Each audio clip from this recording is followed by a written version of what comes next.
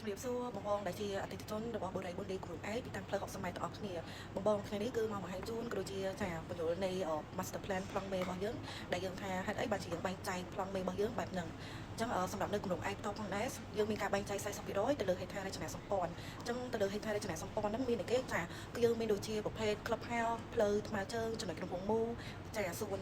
ឧស្សាហឯករបស់យើងដែលគាត់នៅចំកណ្ដាលគម្រោងតែម្ដងជាពិសេសក៏យើងមានជាសួនបែបទឹកទូចផងដែរហ្នឹងគឺសម្រាប់40%ចំណែកឯ30%ទៀតគឺយើងអភិវឌ្ឍទៅលើតំបន់ពាណិជ្ជកម្មដែលមានដូចជាចាអាសាប្រជុំផ្សេងៗអគារជួរការិយាល័យចាដូចជាអាហារដ្ឋាន mall ផ្សេងៗផងដែរអញ្ចឹងសម្រាប់30%ទៀតគឺយើងបែងចែកចាទៅលើលំនៅឋានតែម្ដងដែលសាងសង់ជាប្រភេទវីឡាតូលនិងវីឡាភ្លោះសម្រាប់វីឡាតូលរបស់យើងគឺយើងមានបែងចែកប្រភេទ4ប្រភេទទៅ5ប្រភេទទៅបងដែលមានចាប់ពី4បន្ទប់គេង6បន្ទប់គេងរហូតទៅដល់8បន្ទប់គេងចាអញ្ចឹងសម្រាប់បងចង់ដឹងថា